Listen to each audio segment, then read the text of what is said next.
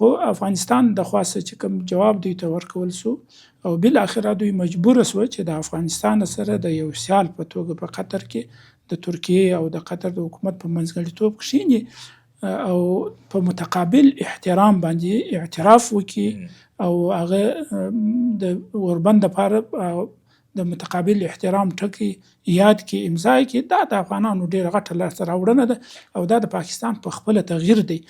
نور هم باید تغییر وکړي.